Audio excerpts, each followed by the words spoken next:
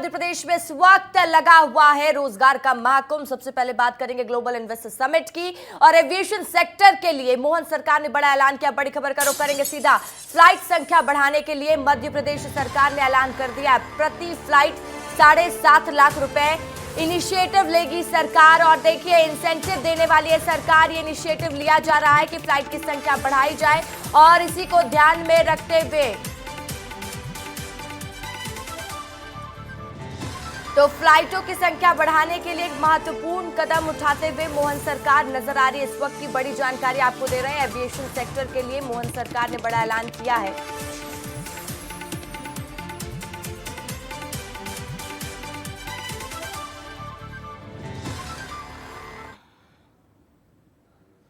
और चलिए एक और बड़ी खबर का रुख करते हैं। 4 बजे भोपाल पहुंचेंगे केंद्रीय गृह मंत्री अमित शाह। इस वक्त की बड़ी जानकारी आपको दे रहे हैं। 4 बजे भोपाल पहुंच जाएंगे केंद्रीय गृह मंत्री अमित शाह। गृह मंत्री के दौरे के लिए ट्रैफिक व्यवस्था में बदलाव किया गया। स्टेट हैंकर से पॉलिटेक्निक चौक तक बदला गया traffic route. Global investor summit के समापन कार्यक्रम में शामिल होंगे गृह मंत्री। देखिए आज ग्लोबल इन्वेस्टर समिट का समापन है और शाम 4 बजे इस समापन कार्यक्रम में शामिल होने के लिए देश के गृह मंत्री अमित शाह भोपाल पहुंचेंगे।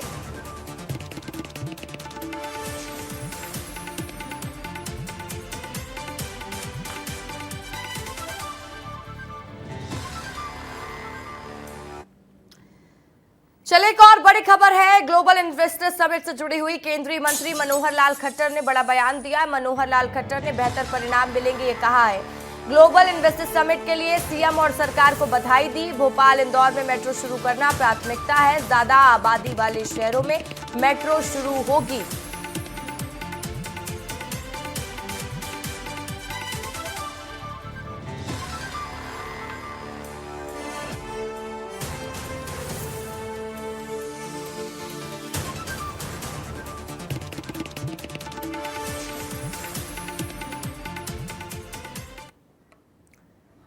तो चलिए अब आपको ये बता देते हैं कि किस सेक्टर में कितना निवेश आ रहा है। रिन्यूएबल एनर्जी में कितना निवेश है, सबसे पहले इसकी बात कर लेते हैं। कौन कौन सी कंपनी है जो मध्य प्रदेश में रिन्यूएबल एनर्जी सेक्टर में निवेश कर रही है। एनटीपीसी निवेश कर रही है 1,20,000 करोड़ रुपए।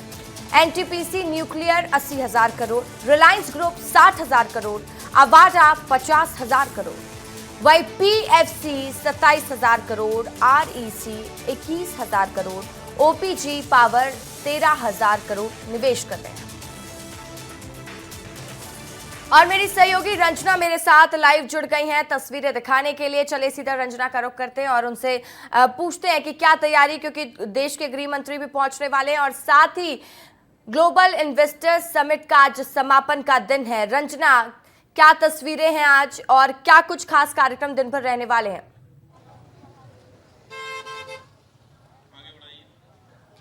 देखिए रसिका, इन्वेस्टर समिट का दूसरा दिन भी बेहद खास है। तस्वीरों से ही शुरुआत करते हैं क्योंकि आपने कहा है कि तस्वीरें दिखाई, तो देखिए ये जो ग्लोबल इन्वेस्टर समिट की जो तस्वीरें आपको दिखाएंगे कि इस जो एक हॉल आपको यहाँ पे नजर आ रहा है, इसमें अभिनेता पंकज त्रिपाठी पहुंचे हैं। मुख्यमंत्री डॉक्टर मोहन यादव भी यहाँ पर मौजूद थे और मुख्यमंत्री डॉक्टर मोहन यादव के साथ जो केंद्रीय मंत्री है गजेंद्र सिंह शेखावत, वो भी यहाँ पर रहे और लगातार जो टूरिज्म पॉलिसी है, टूरिज्म नीति है, उसको लेकर चर्चा हुई क्योंकि यहाँ पर जो टूरिज्म समिट है अलग से वो हो रही है। और आज राजधानी भोपाल में अलग अलग जो समिट है, डिपार्टमेंटल समिट जैसे सहकारिता की है वो हो रही है और इसके बाद माइनिंग समिट यहाँ पर लगातार चल रही है।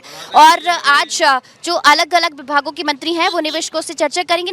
रसिका, कल 22 लाख करोड़ से ज्यादा के जो निवेश के प्रस्ताव है वो आए हैं और आज केंद्रीय मंत्री मनोहर लाल खट्टर ने भी शिरकत की थी और इसमें शहरों में कैसे और ज्यादा विकास हो सके, कैसे मेट्रोपॉलिटन शहर बनाया जाए, इसको लेकर भी जो चर्चा है आज की अलग अलग जो डिपार्टमेंटल समिट्स है उसमें देखने को मिली। और अब कोशिश यही है कि आज भी बड़ी संख्या में जो निवेश के प्रस्ताव हो वो हो और इसीलिए कुछ देर के बाद मुख्यमंत्री डॉक्टर मोहन यादव निवेशकों के साथ, उद्योगपतियों के साथ 1-to-1 चर्चा करेंगे और मध्य प्रदेश में निवेश को लेकर जिस तरीके से फ्रेंडली माहौल है, जिस तरीके से निवेश की पॉलिसी है, उसको लेकर भी बताएंगे। क्योंकि अभी इससे पहले जब town and country planning urban cities को लेकर जब चर्चा हुई तो उसमें कैलाश विजयवर्गीय ने अलग अलग जो पॉलिसीज है उसको लेकर भी बात की कि किस तरीके से आपको मध्य प्रदेश में आना, निवेश करना है। तस्वीरें आप देखिए, यहाँ पर बड़ी जो हलचल है आम लोगों की है, युवाओं की है, जो डेलीगेट्स हैं वो भी यहाँ पर नजर आ रहे हैं। और इसके साथ ही आज कनाडा और पोलैंड के जो डेलीगेट्स हैं उनके साथ भी जो राउंड टेबल चर्चा है रसिका, वो होती हुई नजर आएगी। और अलग अलग उद्योगपतियों ने अपने अपने सेक्टर के हिसाब से करोड़ों का जो निवेश है वो मध्य प्रदेश में किया है। और ये जो निवेश है अब 5 से 6 महीने के बाद अलग अलग शहरों और जिलों में तब्दील होता हुआ नजर आएगा। और मध्य प्रदेश में युवाओं के लिए एक मजबूत जो जमीन इस है। वक्त रोजगार का महाकुंभ मध्य प्रदेश में लगा हुआ और हर तरफ इस वक्त अलग अलग सेक्टर की बैठक चल रही है, यानी कि अलग अलग सेक्टर में भी निवेश की संभावना और भी आगे बढ़ जाती है। रंजना, आज देखिए समापन कार्यक्रम है, देश के गृह मंत्री अमित शाह पहुंचने वाले हैं। 4 बजे का समय निर्धारित किया गया है जिस दौरान वो भोपाल पहुंचेंगे, लेकिन क्या शेड्यूल है उनके कार्यक्रम को लेकर, रंजना ये भी बताइएगा। आगे बढ़ाते जाइए।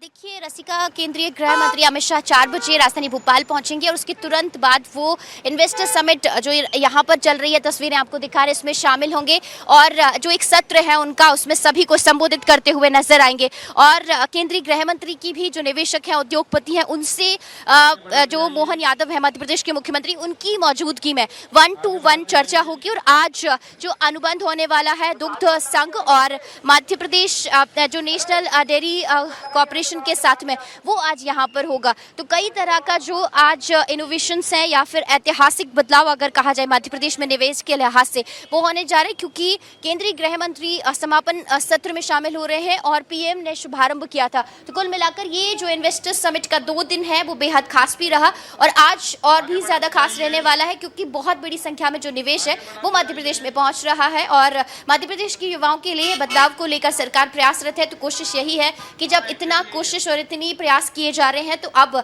जो कुछ महीनों के बाद जो बदलाव है वो नजर आएगा। और आज का शाम 4 बजे से 6 बजे का जो वक्त है वो बेहद महत्वपूर्ण हो जाएगा, क्योंकि केंद्रीय गृह मंत्री यहाँ पर पहुंचेंगे और सभी को संबोधित करेंगे। और उसके बाद पॉलिसीज को लेकर जो डिस्कशन है वो होगा और इसके बाद इस समिट का यहीं पर समापन होगा। लेकिन निवेश के लिए एक नए अध्याय की शुरुआत मध्य प्रदेश में आज से हो जाएगी। रसिका, बिल्कुल देखिए, रोजगार के नए आयाम गढ़ने के लिए मध्य प्रदेश तैयार है और इसी तरीके से बेहद खूबसूरत तस्वीरें हम तक पहुंचाते रहिए। लगातार जो भी वहां पर कोशिशें हो रही है, प्रयास हो रहा है, उनकी तस्वीरें आप बखूबी दिखा रही है। बहुत शुक्रिया तमाम जानकारी के लिए रंजना आपका।